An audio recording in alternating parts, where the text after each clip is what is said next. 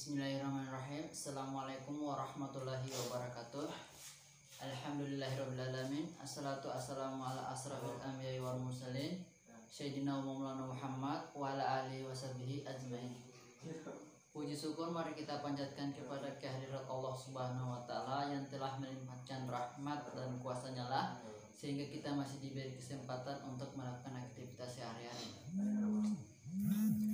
Salawat serta salam tak lupa kita curahkan kepada junjungan kita Nabi Allah, Nabi besar, Nabi Muhammad Sallallahu Alaihi Wasallam yang telah membawa kita dari alam kegelapan menuju alam yang terang menerang.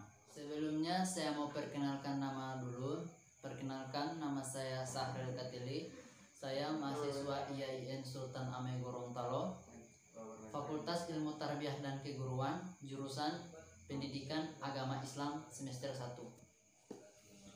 Baiklah, di sini saya akan meresensi sebuah buku yang berjudul Kekasih Impian. Buku ini dituliskan oleh Wardah Maulina dan diterbitkan oleh PT Falcon. Cetakan pertama ini tahun 2019,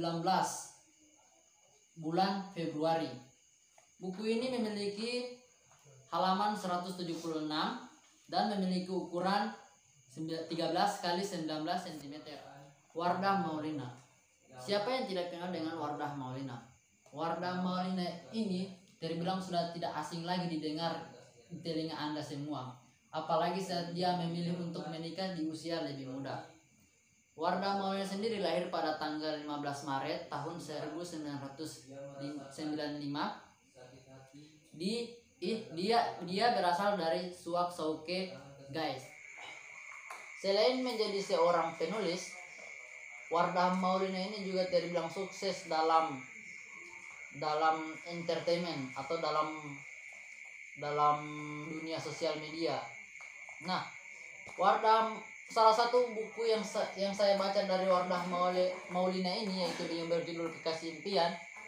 Buku ini mengisahkan seorang istri yang sangat tabah dan sabar dalam menjalani hubungan rumah tangga.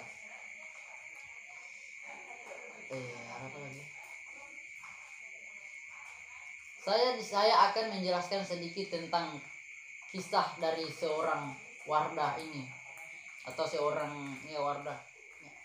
Menikah itu memantaskan atau dipantaskan?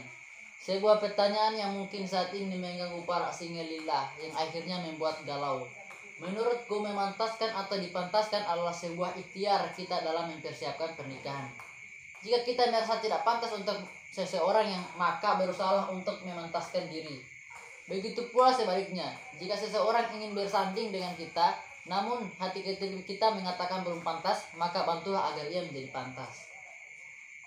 Di sini saya akan memberitahukan sedikit hal utama yang harus dilakukan untuk seorang wanita yang terutama ingin menjadi seorang istri.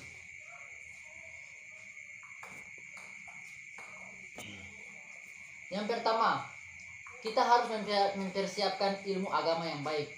Sebagai seorang perempuan yang akan menjadi sosok seorang istri atau ibu, jangan sampai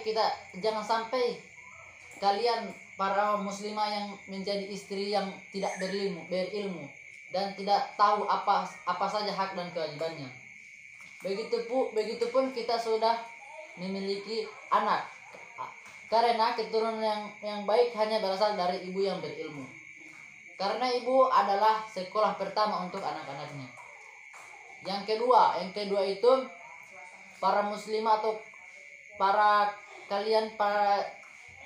muslimah harus bersikap dewasa. Bersikap dewasa menjadi seorang istri haruslah mempunyai sifat dewasa. Sifat kekanak-kanakan hanya akan membuat rumah tangga penuh dengan masalah. Cara yang paling mudah adalah mencoba belajar mengendalikan emosi dalam hal apapun. Ketiga, yaitu bertanggung jawab. Seorang istri memiliki tanggung jawab dalam mengurus suami dan anak. Langkah awalnya adalah bertanggung jawab atas pilihan yang diambil saat dia menjadi pendamping hidup. Jadi jangan terlalu banyak berharap berkeluh kesah saat sudah dinyatakan sah. Yang keempat, jangan egois. sifat egois itu harus dihilangkan. Sifat egois itu hanya akan merusak rumah tangga yang semula harmonis akan menjadi menyeramkan. Banyak yang bilang perceraian yang terjadi adanya orang ketiga. Tapi kalau menurut saya, perceraian yang terjadi itu terjadi karena kita dengan pasangan kita itu saling bersifat egois. Sulitnya menahan ego bisa menjadi akar dari bagian macam masalah. Ego bisa dikendalikan, maka ruang diskusi akan terbuka, bicara dari hati ke hati. Yang kelima, yaitu memiliki sifat keibuan. Seorang muslimah yang ingin menjadi istri harus memiliki sifat keibuan. Sifat ini sangat diperlukan ketika kita sudah siap menjadi seorang istri. Dengan adanya sifat keibuan, seorang wanita menjadi sosok penyayang. Sifat keibuan akan membentuk rasa sabar yang tak terhingga. Terakhir yang juga tidak akan kalah penting, ya kamu merasa sudah pantas maka segerakanlah. Nah, jika kalian ingin mengetahui lebih lanjut tentang kisah seorang Wardah ini, maka saya rekomendasikan kalian harus membaca buku ini. Karena dalam buku ini terdapat banyak pesan dan kesan yang akan kalian dapatkan setelah membaca buku ini. Buku ini lebih pantas cocok untuk dibacakan kepada para muslimah yang mau hijrah. Jika kalian yang ingin belajar hijrah, coba baca buku ini.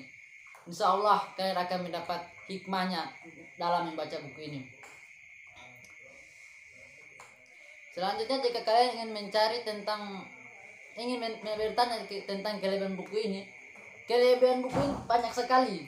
Banyak sekali kelebihan di sini. Di sini banyak sekali isi kandungan atau banyak sekali makna yang sangat bermanfaat untuk para kaum hawa. Dan banyak sekali pesan-pesan yang sangat bermotivasi untuk kaum hawa yang mau berhijrah. Kalau kalian mau menanyakan kekurangan, kalau menurut saya pribadi, kekurangan dalam buku ini saya tidak temukan. Karena yang saya temukan di sini cuma banyakkan kelebihannya. Mungkin itu saja dari saya. Wallahul muwaffiq ila aqwamit thoriq. Assalamualaikum warahmatullahi wabarakatuh.